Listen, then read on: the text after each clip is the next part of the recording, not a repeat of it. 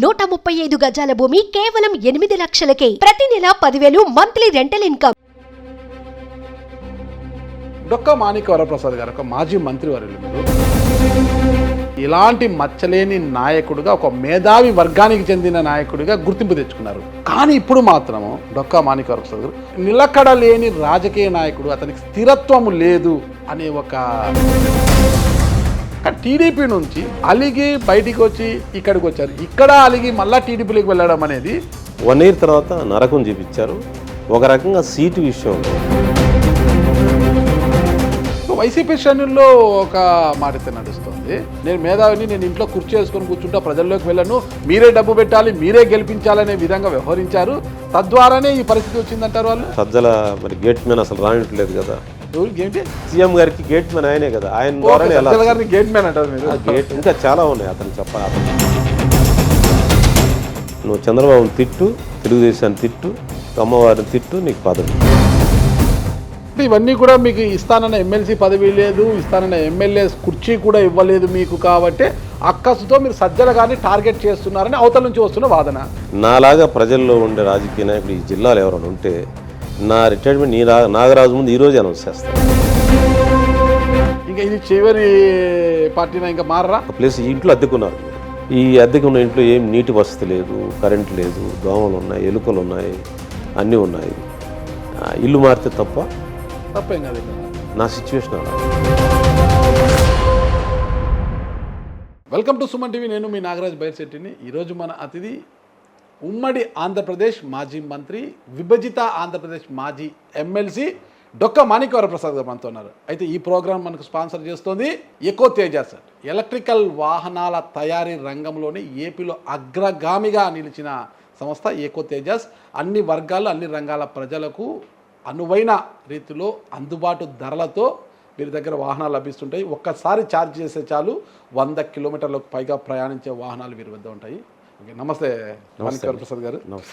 బాగున్నారా? బాగున్నాండి.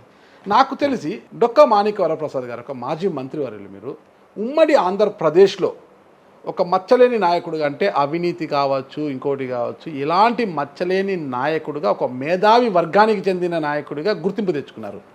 కానీ ఇప్పుడు మాత్రము డొక్కా మాణిక్య వరప్రసాద్ గారు నిలకడ లేని రాజకీయ నాయకుడు, అతనికి స్థిరత్వము లేదు అనే ఒక చెడ్డ పేరు మూట కట్టుకుంటున్నారు. ఏంటి అసలుకి? అంటే దానికి కారణం ఏంటంటే అండి, రాష్ట్ర విభజన తర్వాత మేము కాంగ్రెస్ పార్టీలో ఎదిగాము. మేము కాంగ్రెస్ పార్టీ రాష్ట్ర విభజన జరిగిన తర్వాత కాంగ్రెస్ పార్టీ లేదు ఇక్కడ. ఒక భూకంపం లాంటి సిచ్యువేషన్ వచ్చింది. వచ్చినప్పుడు ఎక్కడో ఏది దొరికితే అది పట్టుకున్నాం. అప్పుడు టీడీపీలో జాయిన్ అయ్యాను. టీడీపీలో జాయిన్ అయిన తర్వాత నేను 19లో నా ఒరిజినల్ సీట్ ఇవ్వకుండా, వితౌట్ మై కన్సెంట్, తాడికొండ ఇవ్వకుండా ఒక సీట్ అనౌన్స్ చేశారు. వాళ్ళు అనౌన్స్ చేశారు వితౌట్ మై అంగీకారం, నాతో మాట్లాడు. సరే, నేను అది కష్టం అండి, అది ఓడిపోతాను అని కూడా చెప్పాను పెద్దలకి. లేదు పోటీ చేయి, పర్లేదు, మేము ఉన్నాం కదా అన్నారు. అక్కడ పోయి డిఫీట్ అయ్యాను.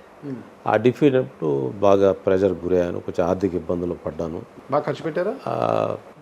నా స్థాయికి మించి పెట్టాను. అంటే మామూలుగా సాధారణ ఎస్సీ నియోజకవర్గాల్లో ఖర్చు పెద్దగా ఉండదు. అక్కడ ఎందుకో టెంప్ట్ చేశారు పరిస్థితులు, అట్లా ఇన్వాల్వ్ చేశాక అదేదో నాకు అందలేదు. తర్వాత దాంతో 19లో బాగా డిసప్పాయింట్ అయ్యాను. ఆ టైంలో ఎవరో ఒక మిత్రుడు కలిస్తే, రాజశేఖర రెడ్డి గారి అబ్బాయి మన జగన్మోహన్ రెడ్డి కూడా నాకు బాగా పరిచయం. మొత్తం అక్కడ ఉన్న చాలామంది వ్యక్తులు నాకు కొంతమంది తెలిసిన లీడర్స్, నాతో పనిచేసిన కాంగ్రెస్ పార్టీలో పనిచేసిన లీడర్స్, ఇలా ఎక్కడో ఆ మానసిక స్థితిలో నేను సాఫ్ట్వేర్ అయిపోయాను. పడ్డాను, జాయిన్ అయ్యాను. జాయిన్ అయిన తర్వాత నరకమే. 1 year బాగానే ఉంది. నరకం ఏంటి? మీకు ఎమ్మెల్సీ ఇచ్చారు? ఇవ్వలేదు, అది టీడీపీది ఎమ్మెల్సీ. వైసీపీ నాకేం పదవి. ఎమ్మెల్సీ ఇస్తామన్నారు, ఇవ్వలేదు. ఎమ్మెల్సీ కంటిన్యూ చేస్తామన్నారు, ఇవ్వలేదు. టికెట్ ఇస్తామన్నారు, ఇవ్వలేదు. ఇచ్చారు, తీసేశారు. ఉదయం ఇస్తారు, సాయంత్రం తీస్తారు, 2 రోజులు తీస్తారు. అట్లా 3 సార్లు బంతి ఆడుకున్నారు. నేను అక్కడ హర్ట్ అయ్యాను. నేను ఏంటి పిలిచి మాట్లాడండి, నేను ఒకసారి వారిని కలుస్తానని చెప్పాను. 1.5 year అపాయింట్మెంట్ ఇవ్వలేదు. మరి నా బాధ ఎలా చెప్పుకోవాలి అతనికి? ఏం జరుగుతుందో చెప్పండి. మనం వ్యవస్థలో పనిచేస్తున్నప్పుడు, మీరు ఒక జర్నలిస్ట్గా పనిచేయటం ద్వారా మీకు ఏదో ప్రోత్సాహం ఉంటుంది కదా. డబ్బే కాదు, ఒక ప్రమోషనో లేకపోతే ఇంకొక గౌరవం ఏదో ఉంటుంది కదా. అసలు కనీసం మాట్లాడకుండా, కనీసం ఇంటర్వ్యూ ఇవ్వకుండా, ఏం జరుగుతుందో తెలియకుండా సీట్ ఇస్తారు, ఒక 4 రోజుల్లో క్యాన్సిల్ చేస్తారు. మళ్ళీ లేదు నువ్వే క్యాండిడేట్ అంటారు, మళ్ళీ పిలుస్తారు. మరి నువ్వు ఎట్లా, నీ వనరులు ఎట్లా అన్నాడు. నా సిచ్యువేషన్ ఇదని కూడా చెప్పాను. చెప్పి ఈరోజు సాయంత్రం నీకు అనౌన్స్ చేస్తున్నామని చెప్పి సడన్గా చేంజ్ చేశాను. సో వైసీపీ శ్రేణుల్లో ఒక మాట అయితే నడుస్తోంది. అంటే డొక్కా మాణిక్యవర ప్రసాద్ గారికి 2 నియోజకవర్గాలకు ఇన్ఛార్జ్ ఇచ్చారు, పత్తిపాడు, తాడికొండ ఇచ్చారు. ఆయన నేను ఒక మేధావర్గానికి చెందినవాడిని, నేను కాంగ్రెస్ పార్టీ రాజకీయాల నుంచి వచ్చినారు కదా, నేను మేధావిని, నేను ఇంట్లో కుర్చీ వేసుకొని కూర్చుంటా, ప్రజల్లోకి వెళ్ళను, మీరే డబ్బు పెట్టాలి, మీరే గెలిపించాలనే విధంగా వ్యవహరించారు. తద్వారానే ఈ పరిస్థితి వచ్చిందంటారు. అదే నాకు 2 నియోజకవర్గాలు ఎందుకు ఇస్తారు? నాకు తాడికొండే ఇచ్చారు, తాడికొండ తీసేశారు, మళ్ళీ ఇస్తామన్నారు. ఇచ్చింది నేను రోజు ఇప్పుడు ఈ రోజు కూడా తాడికొండ వెళ్ళి వచ్చాను. తాడికొండ వెళ్ళంది ఇప్పుడు నేను ఈ రాజకీయాలు వచ్చిన తర్వాత పబ్లిక్ లోకి వెళ్ళట్లేదు జగన్మోహన్ రెడ్డి నాలాగా. మీరు ఒక్కసారి వాళ్ళు ఆరోపిస్తున్నారు, వైసీపీ ఆరోపిస్తున్నారు. అది చాలా తప్పుడు ఆర్గ్యుమెంట్. నాలాగా ప్రజల్లో ఉండే రాజకీయ నాయకుడు ఈ జిల్లాలో ఎవరైనా ఉంటే నా రిటైర్మెంట్ నాగరాజు ముందు ఈరోజు అనౌన్స్ చేస్తాను. రాజకీయ సన్యాసం తీసుకుని అంతేనా? ఆ కారణం అయితే వాళ్ళకి ఉండే వేరే మోటివ్స్ ఉండి వాళ్ళకి వేరే నన్ను ఏదో దెబ్బతీయాలి, రాజకీయంగా దెబ్బతీయాలని దుష్ప్రచారం చేస్తే నేను చెప్పలేను. కానీ మీరు ఏమైనా కన్విన్స్ లేదా మీరు ఒక జర్నలిస్ట్ టీం ఏర్పడండి, వరప్రసాద్ గారు పబ్లిక్లో ఉండడు అనే మాట కనుక అంటే మీరు సర్టిఫై చేస్తే ఈరోజే నేను పబ్లిక్ లైఫ్ నుంచి రిటైర్డ్. అది నా లైఫ్ లేదండి, నాకు వేరే పని లేదు. ఇంట్లో కూర్చుని పేపర్లు పుస్తకాలు చదువుతాను, బయటికి వెళ్ళి ప్రజలను కలుసు. ఈ రెండే నాకు వేరే వృత్తి, నాకు వేరే వ్యాపారం ఏం లేదే. ఈరోజు పొద్దున కూడా తాడికొండ వెళ్ళి వచ్చాను, ఈరోజు ఇంకొక ఊరు వెళ్ళి వచ్చాను, ఏదో ఒక పని మీద వెళ్తానే ఉంటాను. ఇబ్బంది కదా. కాంగ్రెస్ పార్టీ అంటే రాష్ట్రాన్ని విభజించింది కాబట్టి ఏపీలో పుట్టగతులు లేకుండా పోయింది ఆ రోజుల్లో కాంగ్రెస్ పార్టీ. చాలా ఉంది, మీరు ఒక్కరే కాదండి. కిరణ్ కుమార్ రెడ్డి ముఖ్యమంత్రి పదవి చేసిన కిరణ్ కుమార్ రెడ్డి గారు ఈరోజు బీజేపీలోకి వెళ్ళిపోయారు. బొత్స సత్యనారాయణ గారు, పోతే మీరు ధర్మాన ప్రసాదరావు గారు, ధర్మాన కృష్ణదాస్, ప్రతి ఒక్కరు మంత్రులు అంతా చేసిన వాళ్ళు కూడా, రాజశేఖర రెడ్డి గారికి సన్నిహితుల్లో ఉన్న వారందరూ కూడా టీడీపీలోనో వైసీపీలోనో ఉన్నారు. ఈరోజు కొంతమంది బీజేపీలో ఉన్నారు, అదేమీ పెద్ద ఇది కాదు. కానీ టీడీపీ నుంచి మీరు అలిగి బయటికి వచ్చి ఇక్కడికి వచ్చారు, ఇక్కడ అలిగి మళ్ళీ టీడీపీలోకి వెళ్ళడం అనేది మీకు ఇబ్బందికరం కదా అది రాజకీయ. అదే కొంచెం నాకు ఇబ్బంది, నాకు కూడా బాధ ఫీల్ అవుతున్నాను నేను కూడా. కానీ నేను టీడీపీ నుంచి నేను వచ్చిన పరిస్థితి మీ ఇందా చెప్పాను కదా, అప్పుడు ఓడిపోవడం, ఇక్కడ తెలిసిన వాళ్ళంతా ఉండటం, ఒక సాఫ్ట్ కార్నర్కి వెళ్ళాను నేను. కానీ ఇక్కడ 1 year నాతో బాగానే ఉన్నారు. 1 year తర్వాత నరకం చూపించారు. ఒక రకంగా సీటు విషయంలో మీకు డే టు ఇన్సిడెంట్స్ వాళ్ళు ఏం మాట్లాడదని మీకు చెప్తే ఇంత చీట్ చేస్తారా రాజకీయాల్లో? నేను ఏం తప్పు చేశానని, ఏం పాపం చేశానని నన్ను అంత చీట్ చేయాల్సిన అవసరం ఏంటి? అసలు మీకు ఎదురైన ఇబ్బందులు ఏంటి వైసీపీలో? అసలుకి ఇదే వాళ్ళ ఇష్టం. వాళ్ళకి ఏంటంటే మేము ఏదో చేస్తాం, అది మీరు ఓకే అంటున్నారు. ప్రశ్నించు. ఎవరు, జగన్మోహన్ రెడ్డి గారా అంటే కోటరీ? నాకు కోటరీ అడ్డం వచ్చింది. కోటరీలో సజ్జల రామకృష్ణారెడ్డి మెయిన్. అతను ఏంటంటే కొంచెం పద్ధతిగా మాట్లాడేవాళ్ళు, కొంచెం తెలివిగా ఉండేవాళ్ళు, కొంచెం డిగ్నిఫైడ్గా ఉండేవాళ్ళు. ముఖ్యంగా వీకర్ సెక్షన్ నుంచి కొంచెం వెన్నెముకతో పనిచేస్తే అతనికి ఇంట్రెస్ట్ ఉండదు, అతను నెగిటివ్ చేస్తాడు అతను. అది నేను చాలా ఇన్సిడెంట్స్ మీరు డే టు డే చెప్తే నా ఎక్స్పీరియన్స్లో ఒక 20 ఇన్సిడెంట్స్ ఉంటాయి. అతను నన్ను ఎలా అవమానించాడు, ఏ విధంగా నన్ను మేనేజ్ చేశాడు అనేది చెప్తే ఆశ్చర్యం వేస్తుంది. ఇలా చేస్తారా? చాలా ఉన్నాయి. ఒక ఎగ్జాంపుల్ చెప్తాను. ఒకరోజు వెంకయ్యనాయుడు గారు ఉపరాష్ట్రపతిగా పదవి విరమణ అయిన తర్వాత గుంటూరులో సన్మానం జరిగింది. ఆ సన్మానానికి నగరంలో ఉన్న ప్రముఖులందరినీ పిలిచినప్పుడు నేను కూడా వెళ్ళాను. దానికి వెళ్ళి నేను ఆ జాషువా గారి సాహిత్యం ఆయనకి ఇచ్చి, మీరు జాషువా గారి అభిమాని అని చెప్పి ఇచ్చి ఒక షాల్వా కప్పి ఒక ఫోటో దిగాను. మీరు వర్గీకరణ మీరే దానికి బాగా వర్క్ చేశారు సార్, దాన్ని కంప్లీట్ చేయండి అన్నా నేను. అని అంటే ఆయన అన్నాడు, నా చేత నేను చేసిన ఇప్పుడు ఏం చేయగలుగుతాను, నువ్వు ఒకసారి హైదరాబాద్ రా మాట్లాడుకుందాం అన్నాడు. అని అంటే ఆ ఫొటోస్ వైరల్ అయింది. వైరల్ అంటే లోకల్లే పెద్ద సోషల్ మీడియా బాగా. తెల్లవారే సజ్జల రామకృష్ణ పిలిచి, మీరు వెంకయ్యనాయుడిని ఎలా కలుస్తారు, మీరు పద్ధతి కాదు కదా, ఆయన ఏంటి, ఆయన ఏ పార్టీ? నాకు మైండ్ బ్లాక్ అయింది. ఏంది చాలా రొటీన్ సోషల్ అకేషన్ కదా, దాంట్లో రాజకీయాలు అందరూ వచ్చారు. వైసీపీ వాళ్ళు కూడా వచ్చారు, నేను ఒక్కడిని కాదు, వైసీపీలో there are some Reddy people వచ్చారు, చాలామంది వచ్చారు. వచ్చిన అతను నన్ను పట్టుకున్నాడు. నేను మన పలానా రెడ్డి గారు కూడా వచ్చారండి అన్నాడు. వాళ్ళు వస్తారండి, మీరు వెళ్ళకూడదు. మీకు వాళ్ళకి రెడ్డి గారు వెళ్ళొచ్చు, మీరు వెళ్ళకూడదు అన్నాడు. అనేసరికి నాకు అంటే ఏంటా నాకేం అర్థం కాలేదు. లేదండి నాకు క్లబ్ కనపడని పిలిస్తే వెళ్తుంటాం కదా పెళ్ళిళ్ళకి ఫంక్షన్లు వాటికి, అంతే రొటీన్కి వెళ్ళానండి అని. లేదు వెంకయ్యనాయుడు ఎవరు మనకు యాంటీ అతను, ఎలా వెళ్తారు మీరు వెళ్ళటానికి వీల్లేదు అది దాన్ని. సరే సార్ అన్న. అట్లా అలాంటి ఇన్సిడెంట్స్, ఈ సిల్లీ థింగ్స్. అతను నా వయసు ఏంటి, నా సీనియారిటీ ఏంటి, ఈ నగరంలో అనేక ఫంక్షన్లు జరుగుతూ ఉంటాయి, అనేక కార్యక్రమాలు జరుగుతుంటాయి. ప్రధానికి అన్ని రాజకీయ పార్టీలు పిలుస్తారు సోషల్ అకేషన్స్లో, నన్ను కూడా ఆహ్వానిస్తుంటారు. నేను వెళ్ళాను, ఒక సీనియర్ మ్యాన్ పెద్ద ఆయన వచ్చాడు, దానికి నన్ను ఒక చిన్నపిల్లవాళ్ళు అనేటట్టుగా గద్దిస్తూ మాట్లాడాడు. దానికే మీరు పార్టీ మారారా? అదొక సంఘటన. ఓకే. ఇక అట్లా చెప్పుకుంటూ పోతే ఒకరోజు social media warriors meeting, social media workers meeting జరిగింది. ఆ సోషల్ మీడియా వర్కర్స్ మీట్లో నేను, మరి రాజశేఖరు, మున్నూరు ఎమ్మెల్యే కిలారి రోసి, ఇట్లా మేము తెనాలి ఎమ్మెల్యే, మేము అందరం వెళ్ళాము.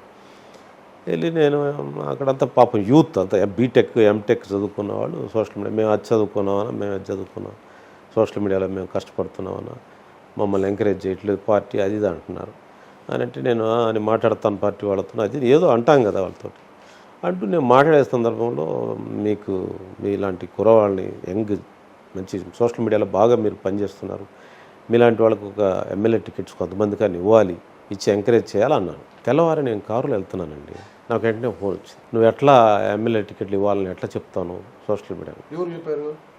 సజల అని. అంటే నేను అన్నాను, ఏముందని మహిళా సమావేశానికి వెళ్తాము, మీ రాజ్యాధికారంలో మీకు సగం భాగం కావాలంటాము, ఏముంటుందండి అన్న.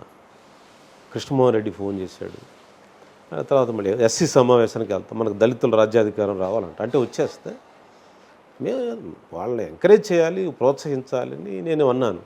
నువ్వు ఎట్లా మరి ఇక్కడ జగన్మోహన్ రెడ్డి గారి గురించి తప్పితే ఇంకేం మీరు ఎవరు మాట్లాడటానికి వీళ్ళు. అంటే అతను ప్రతి చిన్న అకేషన్ని నా మీద ఒక చాడీలాగా జగన్ గారికి చెప్పేవాడు. ఇంకా నాకు గుర్తు రావట్లేదు, ఇంకా కొన్ని ఉన్నాయి. ఎక్కడో నేను ఏదో ఒక మీటింగ్కి లేటుగా వచ్చాను అనుకో, సో అయిపోయిన తర్వాత వెళ్ళాను అనుకున్నాను సార్, వాళ్ళు తిరిగి వస్తున్నప్పుడు ఎదురయ్యాను అనుకో, ఏందండి ఇంత ఆలస్యంగా వస్తే ఎట్లా ప్రోగ్రాంకి అందరి ముందు. అంటే అతని మనసులో నన్ను కొట్టేయాలని ఉంది, అతను నా మీద అతను చెప్తా ఉన్నాడు. జగన్ దాన్ని ట్రాప్లో పడ్డాడు. సరే, మరి జగన్ గారు ట్రాప్లో పడ్డారు, సజ్జల గారు ట్రాప్లో పడ్డారు, మీకు అవమానాలు జరిగాయి.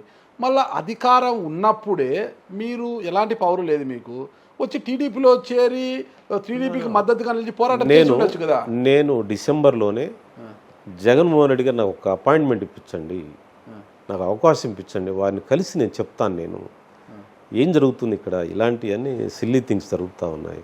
నేను కొంచెం సీనియర్ రాజకీయ నాయకుడిని, చాలా కాలం నుంచి పనిచేస్తున్న, ప్రజా జీవితంలో ఉన్నాను, చదువుకున్నాను, నాకు ఒక్కసారి అపాయింట్మెంట్ ఇప్పించండి. నేను పబ్లిక్గా అడిగాను, నాకు ఎట్లన్నా అవకాశం ఇప్పిస్తారా?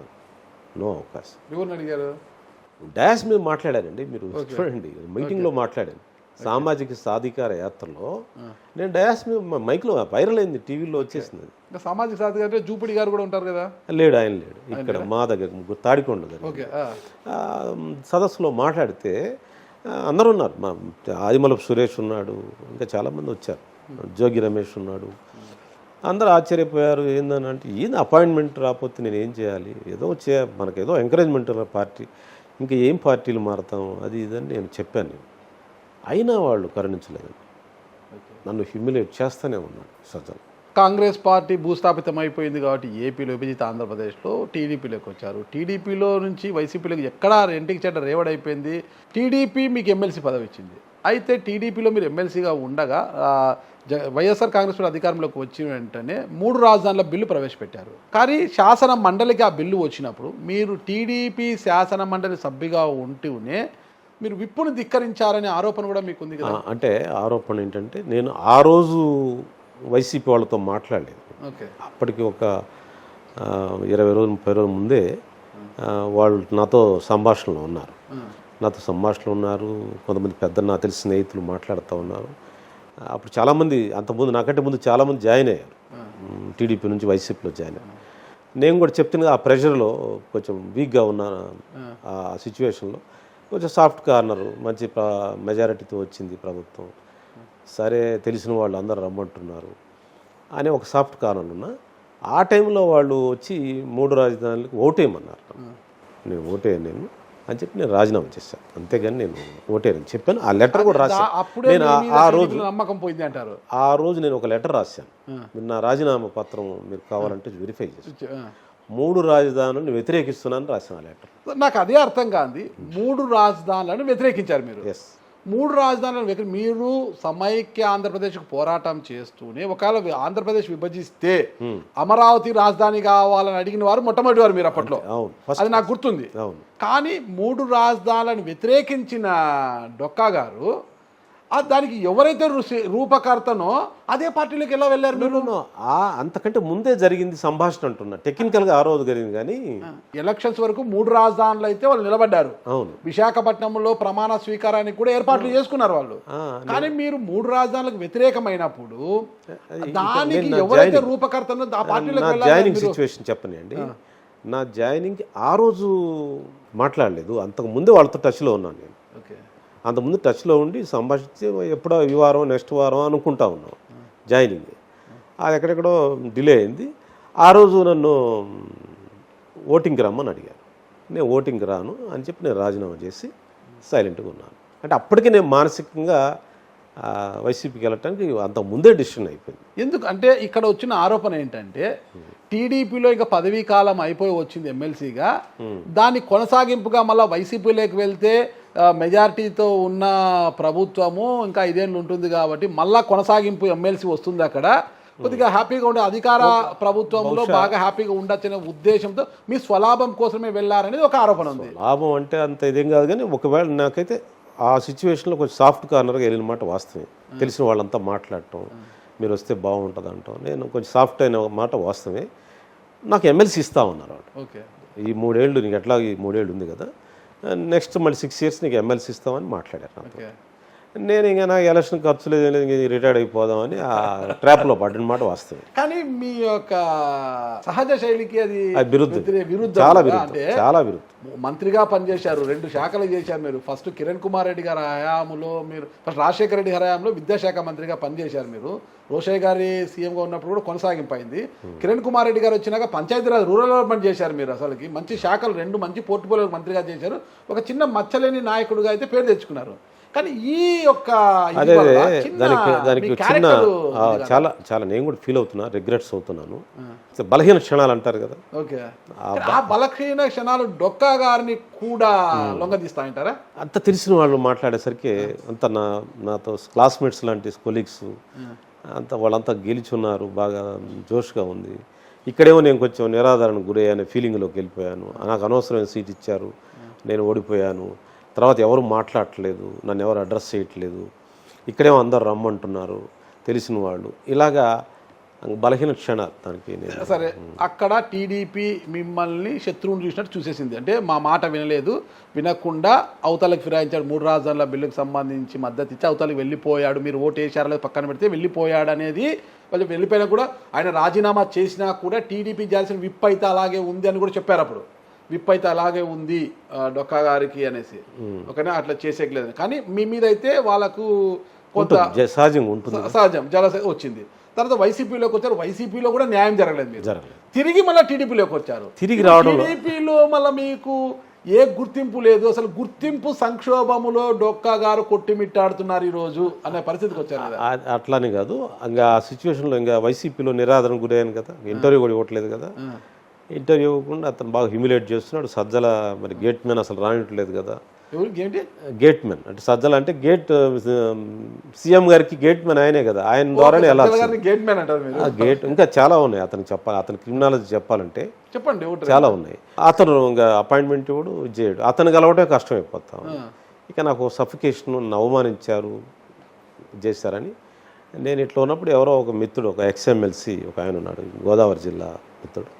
ఆయన వచ్చి అన్న టీడీపీలో వచ్చారండి, మన పార్టీ కదా, బాస్ కూడా అడిగాడు అన్నాడు. సరే అన్నని చెప్పాను, జాయిన్ అయ్యాను. కానీ ఈ రోజుకి అంత పెద్ద గుర్తింపు ఇవ్వడం లేదు. గతంలో జరిగిన కొన్ని సంఘటనల వల్ల ఈ రోజుకి టీడీపీలో మీకు అంత పెద్దగా అధికారులకు చెప్పలేదు. మనస్ఫూర్తిగా డొక్కా గారు నేను టీడీపీలో ఉన్నాను, టీడీపీ నాయకుడు అని కూడా మనస్ఫూర్తిగా చెప్పుకోలేని ఒక పరిస్థితిలో ఉన్నారు. అంటే కారణం ఏంటంటే నేను ఎన్నికలు చాలా షార్ట్ టైంలో చేరాను. ఎన్నికల ముందు జాయిన్ అయ్యాను.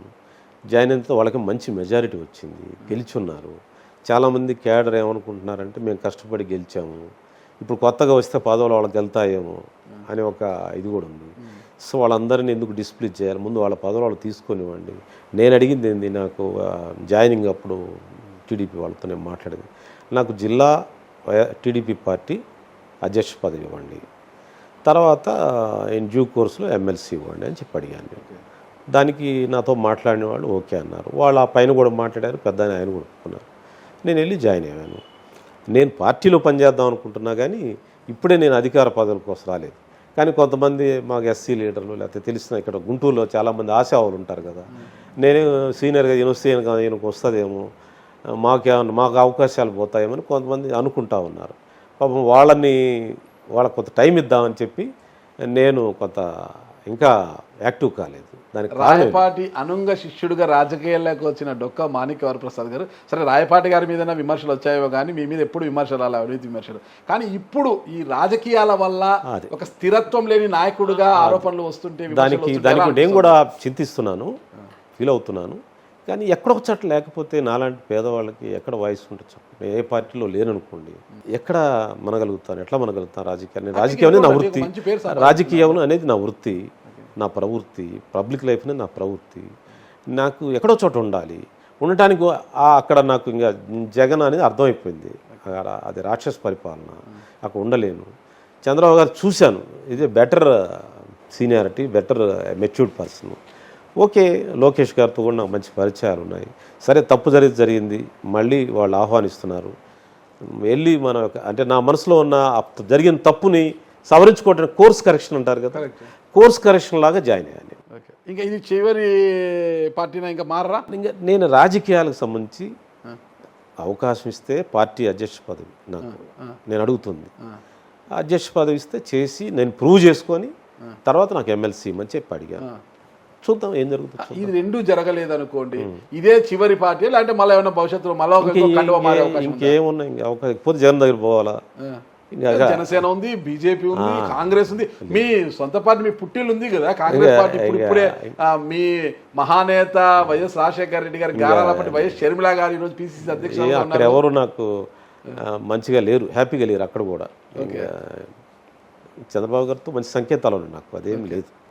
ఇక్కడికి ఆగిపోతారు ఇంకా మంచి సంకేతం.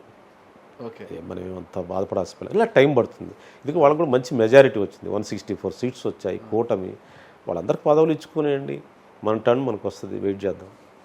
అంతవరకు నాకు పార్టీ పదవి నేను అడుగుతాను. మరి పార్టీలు మారే అంతా బాగుంది, వైఎస్ఆర్ కాంగ్రెస్ పార్టీ మీరు మీలాంటి వాళ్ళంతా ఒక విషయం ఆలోచించాలి. పార్టీలు, అవకాశవాద రాజకీయాలు ఇవన్నీ ఈ పేరుంది, పార్టీలు మారటం వల్ల నాలాంటి వాళ్ళు ఈ భరించడం కూడా కష్టమే, ఆ చెడ్డ పేరు తెచ్చుకోవడం కూడా నాకు ఇష్టం. కానీ సపోజ్ మీకు ఒక ప్లేస్, ఈ ఇంట్లో అద్దెకున్నారు మీరు, ఈ అద్దెకు ఉన్న ఇంట్లో ఏం నీటి వసతి లేదు, కరెంట్ లేదు, దోమలు ఉన్నాయి, ఎలుకలు ఉన్నాయి, అన్నీ ఉన్నాయి. ఇల్లు మారితే తప్పేం కాదు, ఇల్లు మారి. నా సిచ్యువేషన్ అలాంటిది. అంటే ఒకసారి మారితే పర్వాలేదు, మళ్ళా ఒకసారి మారిన తర్వాత మంచి ఇల్లు చూసుకోవాలనేది మనం చూసుకొని, మంచి ఇల్లు చూసుకొని అక్కడ స్థిరమైపోలేదు. నెలకు ఒకసారి ఇల్లు మారుతూ ఉంటే ఎవరు ఇంటి బాడీ కీర్ అనమాట, నెలకోసారి ఇల్లు మారుతుంటాడు, లేదులేండి మాకు మీకు ఇచ్చి మళ్ళీ నెల ఖాళీ చేస్తే మాకు ఇబ్బంది అవుతుంది. ఇంకా అవకాశాలు లేవు ఇంకా, ఎందుకంటే అక్కడ ఎలుకలు, బొద్దంకలు, పాములు అన్నీ ఉన్నాయి ఆ ఇంట్లో. ఇంకా ఆ ఇంట్లో బయటకు వచ్చాను, మళ్ళీ నాకున్న పాత స్నేహితులు ఉన్న దగ్గరికి వచ్చాను. నవ్ ఐఎమ్ సేఫ్, అట్లీస్ట్ తెలిసిన మర్యాద, గౌరవం ఉంటుంది కనీసం. పదవుల తర్వాత ముందు గౌరవం ఉంటుంది. ఓకే, మరి వైసీపీలో ఉన్నప్పుడు సైలెంట్గా ఉన్న డొక్కా గారు ఇప్పుడు వచ్చి ఆ రోజు టీడీపీ పార్టీ కార్యాలయం మీద దాడి చేసిన విషయంలో జగన్మోహన్ రెడ్డి గారికి తెలిసేసి సజ్జల రామకృష్ణారెడ్డి గారి దగ్గర నుండి చేయించారు. ఇంకా చాలా రాష్ట్రంలో ఒక విధ్వంసం సృష్టించాలని ఒక పథకం అయితే రచించి పెట్టుకున్నారు వాళ్ళు, నాకు అనిపిస్తుంది, నేను గమనించాను. ఇలాంటి ఒక హాట్ కామెంట్స్ చేశారు కదా, దానికి నాకు ప్రూఫ్స్ ఉన్నాయి కాబట్టి చెప్పాను. ఏమున్నాయి ప్రూఫ్స్? ఒక్కటి నాగరాజు గారు, నీకు నేను ఈ మీడియా సాక్షిగా చెప్తాను, నేను చెప్పే వాటిలో కొంచెం భాష కొంచెం ఎక్కువగా ఉండటం, లేకపోతే సటైల్గా అవి మాట్లాడవచ్చు కానీ కొంచెం అవి ఉండొచ్చు, కానీ దానిలో వాస్తవం అయితే ఉంటుంది. ఓకే, నేను అబద్ధం ఆడను, అవినీతి చేయను. ఓకే, అయితే భాషా చాతుర్యం, కొంచెం వ్యంగ్యం, వెటకారం ఏయో అలాంటివి ఉంటే ఉండొచ్చు, కానీ కోర్ ఇష్యూ ఉంటుంది కదా, దానిలో ఒక పిత్ అండ్ సబ్స్టెన్స్ అంటారు ఇంగ్లీష్లో, అంటే కోర్ ఇష్యూ, కోర్ సమాచారం మాత్రం నేను చెప్పింది కరెక్ట్. ఓకే, నేను విత్ సమాచారం విత్ ప్రూఫే మాట్లాడు. దానికి కొంచెం నేను దానికి భాష పత్రిక ఏవో కొన్ని వాడాను, కానీ సజ్జల అనే అతను పక్కా విధ్వంసకుడు. He want to capture Jaganmohan Reddy గారికి ఏవైతే ఇష్టమో, ఎవరిని చంపి ఏ రక్తం వండితే అతనికి ఇష్టమో ఆ రక్తం వండుతాడు అతను. అది ముందే తెలుసుకుంటాడు అతను. ఈరోజు మనిషి రక్తమా, ఈరోజు జంతువు రక్తమా, ఏదైతే బాగుంటుందో తెలుసుకొని ఆ విధమైన వంటకాలు చేసి పెడతాడు అనమాట అతను. ఆ విధంగా అతను విధ్వంసం చేయటానికి రచించుకున్నాడు. అంటే ఇంకొకళ్ళు ఎవరు జారకుండా ఆయన దగ్గర, జగన్ గారికి ఇంకో సమాచారం రాకుండా ఈ క్యాప్చర్డ్ ఎవ్రీథింగ్. అంటే జగన్మోహన్ రెడ్డి గారు తన తండ్రి వారసత్వంగా వచ్చి తన తండ్రికి వచ్చిన ఇమేజ్తో కావచ్చు, తన రెక్కల కష్టంతో పాదయాత్రలు ఓదార్పు యాత్రలు చేసి పార్టీని ఈ స్థాయికి తీసుకొచ్చుకున్నారు. ముఖ్యమంత్రి కూడా ఆయనకు తెలియదంటారా సజ్జల రామకృష్ణారెడ్డి గారు ఇలా చేస్తున్నారు, ఆయన వల్ల పార్టీకి చెడ్డ పేరు వస్తుంది తెలియదంటారా? జగన్మోహన్ రెడ్డి గారితో ఒకటి ఉందండి, అది మంచి కావచ్చు చెడు కావచ్చు, కొంతమందికి మంచి కూడా అనిపించవచ్చు. ఆయనకి ఏది నచ్చితే అది చేస్తాడు. ఎంత దూరం చేస్తాడంటే, సపోజ్ నాగరాజు అంటే ఆయనకి ఇంట్రెస్ట్ అనుకో, నాగరాజు తప్పు చేశాడు అనుకో, అంటే ఒక రేప్ చేశాడు లేకపోతే ఒక మర్డర్ చేశాడు అనుకోండి, నేను వెళ్ళి సార్ నాగరాజు ఒక మర్డర్ చేశాడు అన్నా అనుకోండి, ఒకటే కదనా అంటాడు, ఒక మర్డరే కదా చేసింది అంటాడు, అంత మీదేసుకుంటాడు. 10 చేసినప్పుడు ఆలోచిద్దాంలే అంటాడు. జగన్ రెడ్డికి ఆ బలహీనత ఉంది. సజ్జల గారు దాన్ని క్యాప్చర్ చేస్తాడు. దాన్ని క్యాప్చర్ చేసి తన మనుషులకి ఒక 5-10 మంది తన మనుషులు ఉంటారు. వాళ్ళకి ఏం చెప్తారంటే, ఇంకా పేర్లు ఎందుకు అవన్నీ, పేర్లు చెప్తే బాగుంటుంది, పర్లేదు వద్దు, వాళ్ళ వ్యక్తులు నా స్నేహితులే కదా వాళ్ళు కూడా. వాళ్ళకి ఏం డైలీ మీరు చంద్రబాబుని తిట్టండి, జైలీ మీరు టీడీపీ వాళ్ళని తిట్టండి, కమ్మవారిని తిట్టండి, ఇలాగా తిట్టి గొడవ చేసి ఇళ్ల మీద దాడి చేయండి ఆయన చెప్పే సజ్జలే. ఆయనకేంటి లాభము ఇలా చేయించడం? జగన్ గారికి ఇష్టం అది. నాకు కూడా ఆ టెస్ట్ పెట్టాడు. నాకు ఓ దశలో చెప్పొచ్చు, అందరూ ఉన్నారు, చెప్పండి, ఆ పేర్లు అవసరం లేదు, వాళ్ళని ఎందుకు ఇబ్బంది పెట్టాలి, నువ్వు చంద్రబాబుని తిట్టు, తెలుగుదేశాన్ని తిట్టు, కమ్మవారిని తిట్టు, నీకు పదవి. ఏం పదవి? ఎమ్మెల్సీఓ ఇంకేదో. నువ్వు కొట్టు, నీకు ప్రమాణ స్వీకారం. నువ్వు కమ్మోళ్ళని తిట్టు, నువ్వు తెలుగుదేశం తిట్టు, నువ్వు చంద్రబాబుని తిట్టు. అది అతను నాకు ఇచ్చే డైరెక్షన్. నేనేమో నాకు కోపం వస్తుంది లేకపోతే ఇరిటేషన్ వస్తుంది, కానీ వింటూ ఉంటాను. నేను ఏందా అయితే నన్ను ఏమైనా తక్కువ అంచనా వేసి పిచ్చోడు అనుకొని చెప్తున్నాడా, నా గురించి మళ్ళీ ఐడియా ఉంది, మీ గాంధీ మీ జాషువాలు మీరు మంచి సాహిత్యం ప్రియుడండి అది అంటాడు. మళ్ళీ అది ఆ పలకరింపు బాగానే ఉంటుంది. కానీ నేను ఏదైనా సిచ్యువేషన్ అడిగాను అనుకోండి, ఏదైనా రిక్వెస్ట్ పెట్టాను అనుకోండి, నువ్వు ప్రూవ్ చేసుకోవాలండి, ఇది చేయండి మీరు అంటాడు. అంటే కమ్మ వాళ్ళని పేరు పెట్టి తిట్టాలి అంటే, నేను ఈ ప్రాంతం అంతా కమ్మ ఏరియా, ఈ నియోజకవర్గం తాడికొండ, వాళ్ళతో నాకు మంచి సంబంధాలు ఉన్నాయి. అంటే ఈ వాంట్ టు కట్ దట్ సంబంధాలు. అంటే ఇవన్నీ కూడా మీకు ఇస్తానన్న ఎమ్మెల్సీ పదవి లేదు, ఇస్తానన్న ఎమ్మెల్యే కుర్చీ కూడా ఇవ్వలేదు మీకు, కాబట్టి అక్కసుతో మీరు సజ్జల గారిని టార్గెట్ చేస్తున్నారని అవతల నుంచి వస్తున్న వాదన. అంటే నేను మాట్లాడిన దాంట్లో నేను చెప్తున్నా కదా, అది నాకున్న పర్సనల్ గ్రీవెన్స్. అది ఏది నాకు ఎమ్మెల్సీ ఇవ్వలేదు, ఎమ్మెల్యే ఇవ్వలేదు, నా పర్సనల్గా నేను నష్టపోయాను. కానీ నాకు తెలిసిన విషయాలు సమాజానికి చెప్పాలని చెప్తున్నాను. మీరు కావాలంటే చూడండి, ప్రతి ఇన్సిడెంట్, చంద్రబాబు గారి ఇంటి మీద దాడి కానీ, లేకపోతే ఇంకేదన్నా కానీ, పార్టీ ఆఫీస్ మీద దాడి కానీ, ఇవన్నిట్లో సజ్జల నాలెడ్జ్ లేకుండా, సజ్జల డైరెక్షన్ లేకుండా ఒక్కటి కూడా జరగలేదు. ఈ రాష్ట్రం ప్రతి జరిగిన దాడిలో నా నాలెడ్జ్ అంటే నాకు తెలియకుండా ఏం జరిగినా తెలియదు, నా తెలియదు 2-3 సంఘటనల్లో మాత్రం నాకు అతనే ఉన్నాడు. ఇప్పుడు ఇంకో కామెంట్ చేశారు మీరు, చాలా హాట్ కామెంట్, రాష్ట్రంలో ఒక విధ్వంసం సృష్టించాలి, చంద్రబాబు నాయుడు గారికి మంచి పేరు రాకూడదు, వెల్ఫేర్స్ అని ఆయన అమలు చేసి మంచి పేరు వస్తే భవిష్యత్తు ఇక ఉండదు అనే ఉద్దేశంతో ఒక విధ్వంసాన్ని సృష్టించాలని పథకం రచించారు అని అంటున్నారు కదా. దానికి ఏంటంటే, అధికారం పోయిన తర్వాత బాగా మంచి మెజారిటీ వచ్చింది, అక్కడక్కడ చేంజ్ ఆఫ్ అట్మాస్ఫియర్ రావడానికి కొంత టైం పడుతుంది. కొన్ని చోట్ల కార్యకర్తలు లేదా కొన్ని చోట్ల కొన్ని విధ్వంసాలు జరుగుతూ ఉన్నాయి, సంఘటన జరుగుతాయి, లోకల్ ఇష్యూస్ అనేవి. పత్రికలు వాళ్ళ చేతిలో ఉంటాయి, లేదా వీళ్ళ చేతిలో పత్రిక. 2 పార్టీలకు పత్రికల సపోర్ట్ ఉంది, కొంత మీడియా సపోర్ట్, పత్రిక అంటే మీడియా సపోర్ట్, సోషల్ మీడియా వచ్చింది. కొన్ని సంఘటనలు వాళ్ళకి సంబంధం లేకపోయినా, పార్టీలకు సంబంధం లేకపోయినా అది పార్టీలకు రాయటం, కొత్తగా వచ్చిన గవర్నమెంట్ని అప్పుడే టార్నిష్ చేయటం, అంటే బురద జల్లటం. వినుకొండలో జరిగిన సంఘటనలు, 2 రౌడీ షీటర్లు అయితే జులాయి గాళ్ళు 2, వాళ్ళిద్దరి మధ్య సంఘర్షణలు ఒకరు చనిపోయాడు. దానికి రాజకీయాల సంబంధం లేదు. అది దానికి టీడీపీ ప్రభుత్వం చేయించి, చంద్రబాబు గారు చేయించారు, రెడ్ బుక్ పెట్టి చేయించాడు, లోకేష్ చేయించాడు, మొత్తం గోల్ చేసి ఢిల్లీ వెళ్ళి ప్రభుత్వాన్ని రద్దు చేయాలని గవర్నర్ కలిసి ఢిల్లీలో సదస్సు పెట్టి అన్ని పార్టీలను రాష్ట్రపతి పాలనకు డిమాండ్ చేశారు. అది ఏంటంటారు దాన్ని, అది ఎందుకంటే చేశారంటే ప్రభుత్వానికి ఇమేజ్ రాకూడదు, డే 1 నుంచి లా అండ్ ఆర్డర్ ప్రాబ్లం ఉంది, దేశం అంతా అనుకోవాలి. చంద్రబాబు గారు హింస చేస్తున్నాడు, ఈ పరిపాలన ఇంకేం లేదు అని చెప్పాలి. పౌర హక్కులు లేవని చెప్పాలి, పోలీసులంతా కుమ్మక్కయ్యారని చెప్పాలి. అంటే తను చేశారు కదా ఇవన్నీ. అలాంటి వాతావరణం రావాలని, ప్రభుత్వం డ్యామేజ్ రావాలని ఒక ముఖ్యులు తనకు సంబంధించిన ఇలాంటి పనులు చేసే వాళ్ళందరినీ పిలిపించుకొని మాట్లాడుకున్నాడు.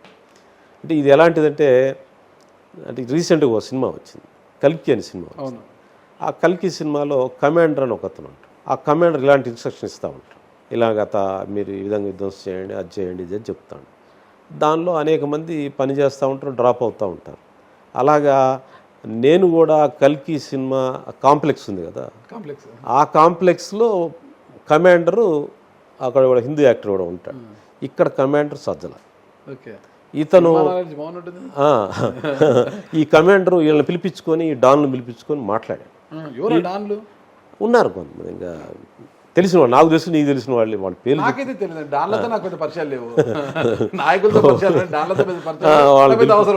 వాళ్ళని పిలిపించుకొని మాట్లాడి డైరెక్షన్ ఇచ్చాడు. అంటే గొడవలు మీరు ఎట్లా ఏదో ప్రభుత్వ వ్యతిరేకంగా పనిచేయాలి. భయం అంటే నేను దూరంగా ఉంటాను, వాళ్ళు పట్టించుకోవాలి. పేర్లు చెప్పడానికి భయపడుతున్నారేమో, ఎందుకు తెలిసిన వాళ్ళు, నాకు తెలిసిన వాళ్ళు, అందరూ తెలిసిన వాళ్ళే మీకు అక్కడ. అందువల్ల ఇంకా అసలు ఒక మంత్రి అయితే, ఒక ఎక్స్ మంత్రి, మా కంబైన్డ్ డిస్టిక్లో ఒక ఎక్స్ మంత్రి, నీకు కొంతమంది పిలిచి మీరు ధర్నాలు చేయండి, మీకు డబ్బులు ఇస్తాము, మీరు చంద్రబాబు వ్యతిరేకంగా ఏ ఉద్యమం చేసినా నన్ను చందా అడగండి, నేను ఇస్తాను అని చెప్పగా దానిలో విన్న మనిషి నాకు వచ్చి చెప్పాడు. అది వాస్తవం, అదేమి పేరు చెప్పచ్చు కదా, కానీ కనీసం ప్రజలకన్నా అర్థమవుతుంది నిజంగా వీళ్ళు ఇలా చేశారు. మొన్న వర్గీకరణ ఆగండి, సుప్రీంకోర్టు వర్గీకరణ తీర్పు వచ్చిందండి. తీర్పు వచ్చినప్పుడు కొందరు దాని మీద హర్ట్ అయ్యారు, ఒక సామాజిక వర్గం. అది జరగటానికి వీల్లేదు, అది చంద్రబాబే జయించాడు అని ఒక నింద ఉంది. మోడీ వ్యతిరేక దానిలో తిరిగే కొంతమందిని, మంత్రి పేరు చెప్పను, ఒక ఎక్స్ మంత్రి పిలిపించి మీరు ఇష్టం వచ్చిన చేయండి, మీకు ఎంత ఖర్చు ఉంటే అంత ఖర్చు మేము భరిస్తాం, మీరు ధర్నాలు చేయండి అని చెప్పి. అది సజ్జల డైరెక్షన్ కాకపోతే ఏంటి?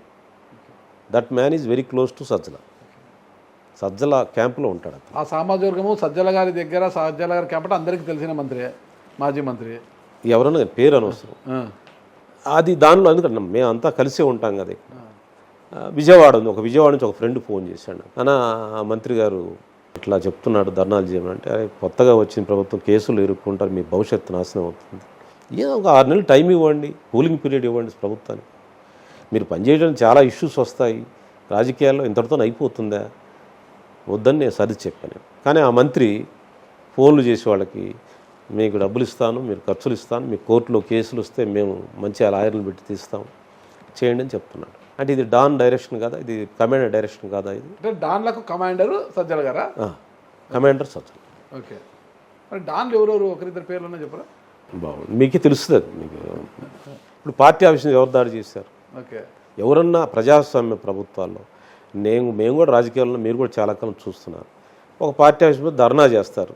కాంగ్రెస్ పార్టీ ఆఫీసు గాంధీ భవన్ ముందు ధర్నా, టీడీపీ వాళ్ళు ధర్నా అంటారు. లేకపోతే టీడీపీ ఆఫీస్ అధికారంలో ఉన్నప్పుడు టీడీపీ ఆఫీసు ఈ పాలసీ విత్డ్రా చేసుకోవాలని కాంగ్రెస్ కార్యకర్తలు ధర్నా అంటారు. ఏదో ఒక సడావుడి చేస్తారు, పోలీసులు వస్తారు, పంపిస్తారు. పార్టీ ఆఫీసును దాడి చేసి పార్టీ ఆఫీసులో పనిచేసే వర్కర్స్, స్టాఫ్ని కొట్టడం అనే దుర్మార్గపు ఆలోచన ఎవరైనా చేయగలుగుతారు ప్రజాస్వామ్య వాతావరణం? ఆలోచన ఎవరిది? సజ్జల. అలాంటి క్రిమినల్ యాక్టివిటీ చేయాలంటే అతను ఒక్కడే చేయగలడు. ఆయన క్రిమినల్ కాదే కాదు, మనకు అర్థం, మాజీ జర్నలిస్ట్ కదా ఆలోచన. ఓకే, అసలు నాకు అదే ఆశ్చర్యం, ఆయన కమ్యూనిస్ట్ బ్యాక్గ్రౌండ్ అని చెప్తారు, ఏఎస్ఎఫ్లో పనిచేశాడు అంటారు, మాజీ జర్నలిస్ట్ అంటారు. చాలా అసలు ఆ క్వాలిటీస్ ఏం లేవండి.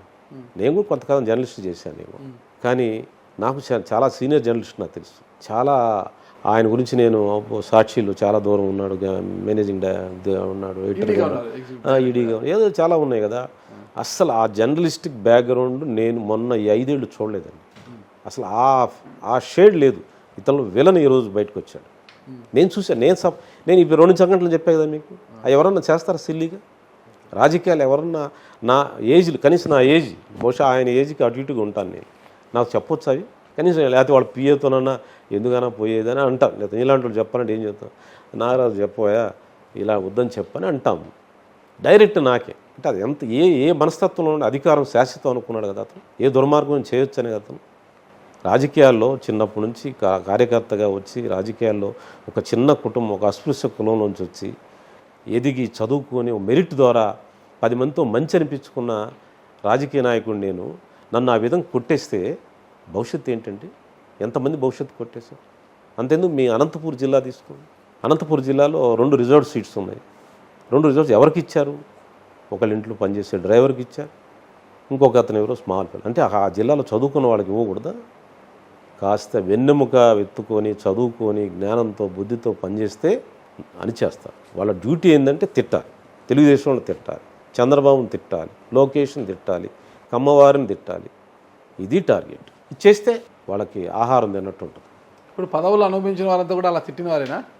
దాదాపుగా వాళ్ళకి బై ఛాన్స్ వచ్చినోడు సీనియర్స్ వాళ్ళకి వచ్చింది. కానీ రీసెంట్ పాస్ట్గా ఎదిగిన అంటే ఫాస్ట్గా ఎదిగారు చూసారా, ఫాస్ట్గా వచ్చారు కొంతమంది, వాళ్ళందరూ ఇదే. ఇక్కడ ఫాస్ట్గా ఎదిగిన వారిలో నందిగం సురేష్ గారికి ఇస్తున్న ప్రాధాన్యత మీకు ఇవ్వలేదని కూడా చాలాసార్లు మదన పడ్డారు పార్టీలు అంటారు. నేనే కంప్లైంట్ దాని మీద నాకు నాతో బాగానే ఉంటాడు అతను. అది నాకు మంచి క్లోజ్ నాకు. అలాగే మా ఇద్దరి మధ్య ఏం లేదంటే అయితే 2004 నుంచి మీరు రాజకీయాల్లో ఉన్నారు. 2004లో గెలిచారు, 2009లో కలిసి 2 శాఖల మంత్రిగా కూడా పనిచేశారు. మీరు చాలా సీనియర్ పొలిటీషియన్. మీరు 60 సంవత్సరాల పైచలకు వయసు కూడా ఉంది. అంటే ఈ 2024 ఎన్నికలు దేనికి సూచించాయి? అసలుకి వెల్ఫేర్ అంటే ఇది అని జగన్మోహన్ రెడ్డి గారు చేసి చూపించారు కదా. సంక్షేమ పథకాలు నేను ఇస్తున్నాను కాబట్టి నాకు ఓట్లు వేసేయండి, నేను నేను ఇక్కడ నుంచి బటన్ నొక్కుతాను, ఎన్నికల సమయంలో మీరు వచ్చి ఈవీఎం మీట నొక్కండి అనేది ఆయన సంకేతాలు ఇచ్చినట్టుగా ఇచ్చేశారు. అయినప్పటికీ కూడా నాకు 1994లో అనుకుంటా కాంగ్రెస్ పార్టీకి ప్రతిపక్ష హోదా కూడా వెళ్ళిపోయింది. ఆ తర్వాత మళ్ళా 2024లో వైఎస్ఆర్ కాంగ్రెస్ పార్టీకి ప్రతిపక్ష హోదా కూడా లేకుండా పోయింది. అసలు ఎలా జరిగిందంటారు? దీనికి కారణం ఏంటంటారు? సంక్షేమం చేసిన మాట వాస్తవం. కొన్ని కార్యక్రమాలు, కొత్త కార్యక్రమాలు చేశాం. అమ్మఒడి లాంటి కార్యక్రమం, కొన్ని డైరెక్ట్గా ట్రాన్స్పరెన్సీగా మధ్యవర్తులు ఎవరు లేకుండా డైరెక్ట్గా వాళ్ళ అకౌంట్స్కి మనీ పంపించిన మాట వాస్తవం. అట్ ది సేమ్ టైము అలా సంక్షేమం చేస్తున్నానే ఒక ధోరణిలో అందరి మీద దాడులు చేయటం స్టార్ట్ చేశారు. ప్రతిపక్ష పార్టీలు అణిచివేయటం, డిసెంట్ వాయిస్ని అణిచివేయటం, ఎలాంటి ప్రజాస్వామిక వాతావరణం లేకపోవటం. ఎవరో సోషల్ మీడియాలో నీలాంటి ఒక చిన్న పోస్ట్ పెడితే వెంటనే వాళ్ళ కుటుంబాన్ని అరెస్ట్ చేయటం, పోలీసులు అర్ధరాత్రి దాడి చేయటం, అట్లా ఊరికొకరిని అరెస్ట్ చేశారు. ఒక భయానిక వాతావరణం. పోలీసులు వస్తారు, నీ ఏదైనా మాట్లాడితే ప్రజాస్వామ్యం అనేక వాయిస్లు ఉంటాయండి. మనం తిట్టుకునే వాళ్ళు కూడా ఉంటారు. తిట్టుకునే స్వాతంత్రం కూడా ఉండాలి. అది అబ్యూజివ్గా ఉన్నప్పుడే దానికి చర్య తీసుకోవాలి. కానీ ఊరికి డిసెంట్ వ్యక్తం చేస్తే అరెస్టులు చేస్తే ఎట్లా? దానివల్ల ప్రజల్లో ఒక భయానక వాతావరణం వచ్చింది. అసలు మినిమం డెమోక్రసీ లేదు, వాస్తవంగా లేదు. నాకు అపాయింట్మెంట్ సీనియర్ నాయకుడు నాకే అపాయింట్మెంట్ లేదు, చాలామంది మంత్రులకు లేదు, చాలామంది సీనియర్ లీడర్స్కి లేదు. దాంతో ఏమైపోతుంది? ఆ మెసేజ్ కిందకి వెళ్ళిపోద్ది కదా. నువ్వు ఎవరిని కలిసావు 5 ఏళ్ళు చెప్పండి? ఏ ప్రజానికి, ఏ కార్యకర్తను కలిసావు? పాపం నేను గెలిపించిన కొంచెం ఎంతో శ్రమపడిన వాళ్ళు ఉన్నారు, వాళ్ళు ఎప్పుడైనా కలిసావాను? ఈరోజు మళ్ళీ ముద్దులు పెట్టుకోవడం స్టార్ట్ చేశాడు. దాంతో ఒక భయానక వాతావరణం వచ్చింది. అతనిలో ఉన్నటువంటి నెగిటివ్ క్యారెక్టర్ని చూశారు ప్రజలు. చూసి ఇతను వదిలించుకోవాలి, ఈ రాష్ట్రానికి మంచిది కాదు, రాష్ట్రం వస్తుంది. ఈ సంక్షేమం పేరుతో ఇంకొక మోసం జరిగిందండి. పేద ప్రజలకి, ఎస్సీ ఎస్టీ బీసీలకి సంక్షేమం ఇస్తున్నా అని చెప్పి మిగతా సమాజాన్ని బ్లాక్మెయిల్ చేశాడు. మిగతా సమాజం మీరు పెత్తందారులు, మీకు పేదవాళ్ళకి చేస్తున్నానని వాళ్ళ కోపం నా మీద. అయినా వాళ్ళు నన్ను ఏం పీక్కోలేరు, ఎంట్రుకు కూడా పీక్కోలేరు వాళ్ళు. మీరంతా నా అండగా ఉన్నారు. మీరు భగవంతుడు నాకు అండగా ఉంటే నేను నమ్ముకుంది మిమ్మల్ని, ఆ పైన ఉన్న భగవంతుడు. పేదలకు పెత్తందారులకు మధ్య పోరాటం అని అట్లా మాట్లాడి ఒక పెద్ద వాతావరణం. ఎస్సీ ఎస్టీ బీసీలు అంటే మిగతా ఓసీలు వ్యతిరేకించే ఒక వాతావరణం క్రియేట్ చేశాడు. చూడండి, ఒక ఎగ్జాంపుల్ చెప్తాను నేను. మంత్రివర్గం విస్తరణ జరిగింది. నో కమ్మ, నో వైశ్య, నో క్షత్రియ, నో బ్రాహ్మిన్. ఏం సంకేతాలు ఇచ్చాడు? నేను మీకు వ్యతిరేకం, మీరు పోతే పోండి, నేను మీకోసం ఇచ్చాను, మేము ఇంతమందికి బీసీలకు ఇచ్చాను అంటే మేము ఉన్నాం. నిజమే అనుకోని, ఇదేదో పెద్ద సామాజిక వాతావరణం. వాళ్ళకేం పెత్తనం లేదు పాపం, వాళ్ళందరూ ఏడుస్తూనే ఉన్నారు. ఆ ముసుగులో సమాజాన్ని బ్లాక్మెయిల్ చేశాడు. సమాజం ఎలర్ట్ అయింది. ఎప్పుడైనా ఎవరైనా ఎక్స్క్లూడ్ చేస్తే ప్రజలు ఇద్దరు మాట్లాడుకుంటారు. సపోజ్ మీరు ఎస్సీ, నేను ఓసీ అనుకోండి. గ్రామంలో మన ఇద్దరిని బాధ పెడితే, మన ఇద్దరు గ్రామంలో నివసించేవాళ్ళం కదా, మన ఇద్దరం మాట్లాడుకుంటాం. ఏంది అతను నిన్నే ఎక్స్క్లూడ్ చేస్తున్నాడు, నన్ను ఇంక్లూడ్ చేస్తున్నాను అంటాడేంటి? మన ఇద్దరం రోజు పని చేసుకొని బతుకుతున్నాం, బాగానే ఉన్నాం, మన ఇద్దరం కలిసిమెలిసి ఉంటున్నాం. అతని మన ఇద్దరి మధ్య గొడవ పెట్టుకొని నిన్ను పెత్తందారని నాకు చూపిస్తాడేంటి అని వీళ్ళిద్దరు మాట్లాడుకున్నారు. రాష్ట్రం అంతా ఒకటే వాతావరణం. అసలు అంబేద్కర్ జిల్లాగా పెట్టారు కదా కోనసీమ జిల్లా, ఏమో వాళ్ళ ప్రజాప్రతిని పిలిచి మాట్లాడి వాళ్ళ అంగీకారం పెడితే పోయేది కదా.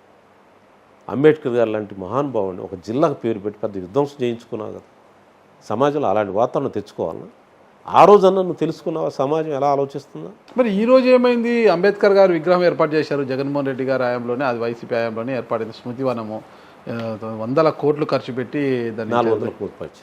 ఇప్పుడు ఈరోజు అంబేద్కర్ విగ్రహం కింద జగన్మోహన్ రెడ్డి గారి యొక్క పేరుని తొలగిస్తూ పెద్ద ఒక విధ్వంసం చేశారని వాళ్ళ ఆరోపణ. మీరు ఒకటి ఆలోచించండి, ఒక పెద్ద ప్రాజెక్ట్ నాగార్జున సాగర్ ప్రాజెక్టు జవహర్లాల్ నెహ్రూ గారు కట్టాడు. ఏముంటే జవహర్లాల్ నెహ్రూ బోర్డు ఉంటుంది, ఇందిరాగాంధీ ప్రారంభించిన బోర్డు, కాసు బ్రహ్మానంద రెడ్డి గారు బోర్డు ఉంటుంది. అంతేగాని అసలు ఆ ప్రాజెక్టు మొత్తం మీద లైటింగ్ వేస్తే నాగార్జున సాగర్ మీద ఇందిరాగాంధీ పేరుందనుకోండి, ఎట్లా ఉంటుంది అది? నువ్వు అంబేద్కర్ అనేది ఒక స్ఫూర్తి ప్రదాత, సమాజంలో ఉన్న అట్టడుగు వర్గాలకు ఒక గౌరవాన్ని ఇచ్చిన వ్యక్తి, భారత రాజ్యాంగ నిర్మాత. ఆయన పేరు దగ్గర నువ్వేం రాసుకోవాలా? సామాజిక తత్వవేత్త బిఆర్ అంబేద్కర్ విగ్రహం కింద ఎక్కడో ఒక బోర్డు ఉంటుంది, ఆ బోర్డులో మంచి బోర్డులో సీఎం గారి పేరు ఉంటుంది. నీకు అక్కడ ఆయన పేరు కంటే జగన్మోహన్ రెడ్డి గారి పేరు కనిపిస్తుంది. అంటే జగన్మోహన్ రెడ్డి గారు విగ్రహం అది, లేకపోతే అంబేద్కర్ గారి విగ్రహం? నీకు అంబేద్కర్ విగ్రహం సరిగ్గా కనిపించదు నైట్ పోతే, మీకు జగన్ గారి పేరు మాత్రం మెరిసిపోతూ ఉంటుంది. దానికి ఏదో డిజిటల్ టెక్నాలజీ ఏదో వాడారు దాన్ని. ఇప్పుడు ముఖ్యమంత్రి ఉన్నారు, ఎవరో ముఖ్యమంత్రి ఫలానా రోజు వెళ్తూ ఉంటారు. ఏంటి అది సంకేతం ఏంటి? ప్రజలు వెళ్తూ ఉంటారు, ఏంటి సంకేతం? అంబేద్కర్ నీ ఒక్కటి సొత్తా? అన్ని పార్టీలు సొత్తు, ఆయన ప్రజలందరూ సొత్తు. ఒక వీకర్ సెక్షన్ మనిషి కాదు అంబేద్కర్. దేశంలోని ప్రతి పౌరుడు గౌరవం ఆయన నలుచుకోవడం. అలా అందరి వాడిగా ఉంచాలి కానీ అలాంటి వ్యక్తి కొంతమందికి వ్యతిరేకం, కొంతమంది అనుకూలం అని నువ్వు మార్చడం వల్ల ఎంత నష్టం జరిగింది సమాజం, ఎంత విధ్వంసం జరిగింది సమాజం. దాన్ని చూసి నువ్వు కోనసీమ జిల్లా పేరు ద్వారా నువ్వు తెలుసుకోవద్దను. నువ్వు ఇక్కడ మళ్ళీ అదే చేస్తావా విజయవాడలో? దాన్ని నీ పేరన్నా ఏమైనా బోర్డు మీద వేసుకున్నావా? ఆయన పేరు కంటే నీ పేరు, అది తప్పండి. అది కరెక్ట్ కాదు. అది ఈ ప్రభుత్వం ఏ ప్రభుత్వం తెలుసుకోవాలి. మరి ఎస్సీ వర్గీకరణ పైన మీ అభిప్రాయం ఏంటి? అసలుకి ఓ సామాజిక వర్గము అంతా కూడా వ్యతిరేకించింది కదా, అంటే సుదీర్ఘకాల పోరాట ఫలితం. ఎడ్యుకేషన్ జరగాలి. వర్గీకరణ అనేది చాలా సుదీర్ఘమైన ఉద్యమం, అది 30 సంవత్సరాల పైచిలుగా జరుగుతుంది. దానిలో నేను కూడా నాకు చేతనైన సహాయం చేస్తున్నాను. అది జరగాల్సిన సమాజంలో అట్టడుగు వర్గాలు మాకు న్యాయం కావాలని అడుగుతారు, దాంట్లో తప్పే ఉందాడా? మీరు ఒక గమనించండి, హిస్టరీలో మీకు మీడియా ద్వారా వెళ్ళాలి. ఆ మెక్డొనాల్డ్ అవార్డు అని ఉంది అంబేద్కర్ గారికి గాంధీ గారికి మధ్య. అప్పుడు భారతదేశంలో ఉన్న వాళ్ళందరికీ ఒకే అసెంబ్లీ సీట్లు ఉండాలంటే అందరికీ అసెంబ్లీ సీట్లు ఒకటే ఉంటే దళితులకు అన్యాయం జరుగుతుంది, దళితులు మాకు వేరుగా ఉండాలి అని చెప్పి అంబేద్కర్ గారు బ్రిటిష్ ప్రభుత్వాన్ని మెక్డొనాల్డ్ని అడిగాడు. అందరూ చాలామందితో మాట్లాడిన తర్వాత ఫస్ట్ రౌండ్ సెకండ్ రౌండ్ కాన్ఫరెన్స్లో నీకు అది మెక్డొనాల్డ్ అవార్డు కింద ఇచ్చారు. ఏమని ఇచ్చారు? దళితులకు ప్రత్యేక నియోజకవర్గాలు ఇచ్చారు. ఇస్తే గాంధీ గారు పూనా ఎర్రవాడ జైల్లో నిరాహార దీక్ష చేశాడు. దాన్ని పూనా ప్యాక్ట్ అంటారు. ఏంటది? గాంధీ గారు ఏమన్నాడు? అందరం కలిసి ఉండాలా, దళితులు వేరు కాదు, హిందూ సమాజంలో భాగమే దళితులు కూడా, మీకు ప్రత్యేక రిజర్వేషన్లు వద్దన్నాడు. కలిసి ఉండాలని గాంధీ అన్నాడు. అంబేద్కర్ గారు మేము వేరుగా ఉండాలి, మీతో కలిసి ఉంటే మాకు న్యాయం జరగదు అన్నాడు.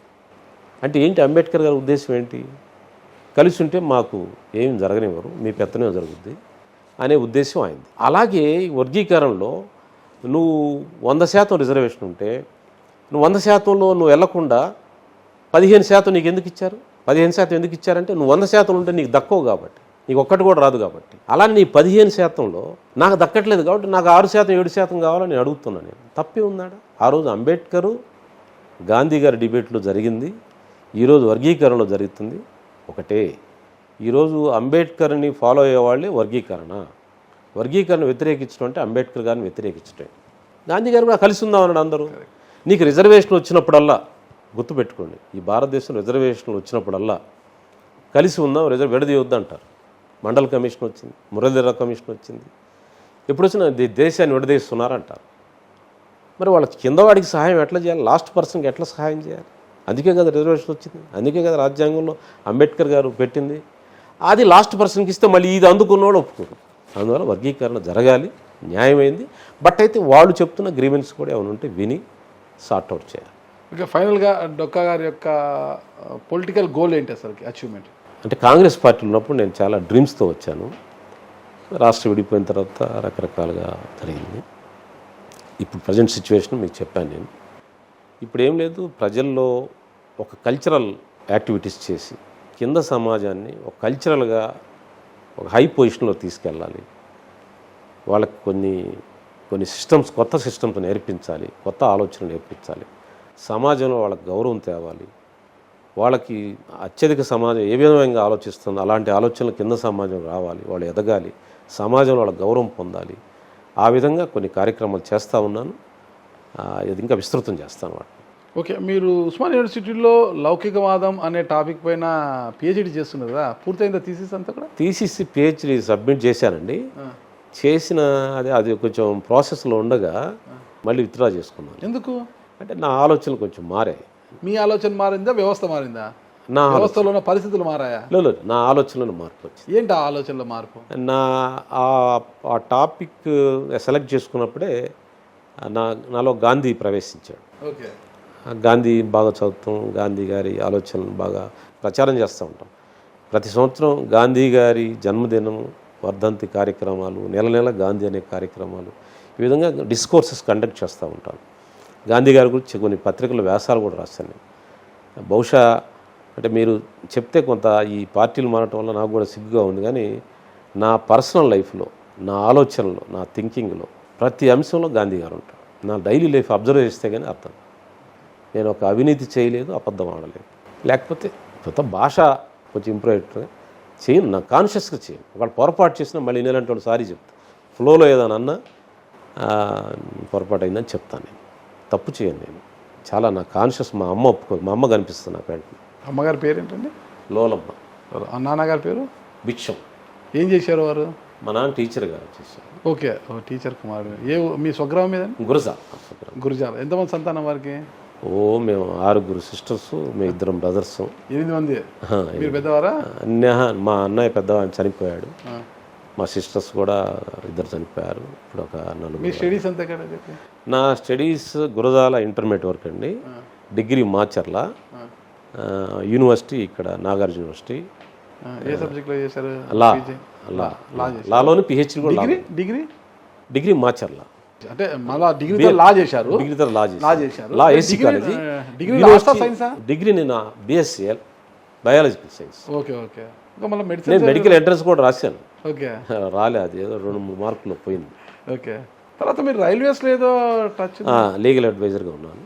ఓకే, రైల్వేస్కి లీగల్ అడ్వైజర్గా ఉండు. తర్వాత రాజకీయాల పట్ల ఆకర్షణ? చిన్నప్పటి నుంచి రాజకీయాలు ఉన్నాయి. ఓకే. స్టూడెంట్ పాలిటిక్స్ నుంచి ఉన్నాను నేను. ఓకే. విద్యార్థి రాజకీయాల్లో ఉన్నాను. ఆ తర్వాత అది ఒక పాయగా వస్తూ ఉంది రాజకీయ కుతూహలం. అట్లా 99లో కూడా ట్రై చేశాను టికెట్. 99 కూడా దగ్గరగా ఢిల్లీ దాకా పోయింది, నా పేరు మిస్ అయింది. తర్వాత 2004కు వచ్చింది టికెట్. ది బెస్ట్ స్ట్రైట్ చెప్పండి, మొహమాటం లేకుండా చెప్పండి. రాజశేఖర రెడ్డి గారిని చూశారు, రోషయ్య గారిని చూశారు, కిరణ్ కుమార్ రెడ్డి గారిని చూశారు, అంతకుముందు చంద్రబాబు నాయుడు గారిని చూశారు. అంటే రాజశేఖర రెడ్డి గారి నుంచి మీరు రాజకీయాల్లో ఉన్నారు కాబట్టి మళ్ళీ చంద్రబాబు నాయుడు గారిని చూశారు, జగన్మోహన్ రెడ్డి గారిని చూసి మళ్ళీ బాబు గారి దగ్గరికి వెళ్ళారు. ఎవరు బెటర్ అంటారు వీళ్ళలో? ఒక్కొక్కడు ఒక స్టైల్ అండి. రాజశేఖర రెడ్డి గారికి ఉన్న ప్రజాదరణ, ఆయన స్టైలు, అదొక అప్రోచ్. ఆయన దగ్గర ఏంటంటే నాలాంటి వాళ్ళని దూరంగా ఉన్న పిలిచి గౌరవించేవాడు ఆయన. అదొక స్టైల్.